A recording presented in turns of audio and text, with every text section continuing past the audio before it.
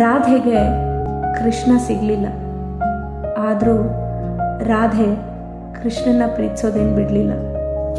ಸೀತೆಗೆ ರಾಮ ಸಿಕ್ಕಿದ್ರು ಕೊನೆವರೆಗೂ ಅವ್ರ ಕೈಲದನ್ನು ಉಳಿಸ್ಕೊಳ್ಳೋಕ್ಕಾಗಲೇ ಇಲ್ಲ.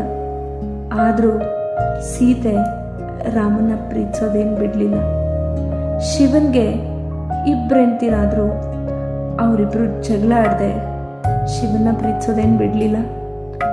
ತಿರುಪತಿ ತಿಮ್ಮಪ್ಪನಿಗೂ ಇಬ್ಬರು ಹೆಂಡ್ತಿರಾದ್ರು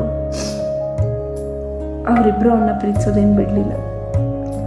ಇದರಿಂದ ನಾವು ಅರ್ಥ ಮಾಡ್ಕೊಳ್ಬೇಕಾಗಿರೋದೇನು ಅಂದರೆ, ಪ್ರೀತಿ ಸಿಗುತ್ತೋ ಬಿಡುತ್ತೋ ಗೊತ್ತಿಲ್ಲ, ಪ್ರೀತಿನ ಯಾವತ್ತೂ ಬಿಡಬಾರ್ದು. ಅದು ಯಾವಾಗಲೂ ಶಾಶ್ವತವಾಗಿರಬೇಕು.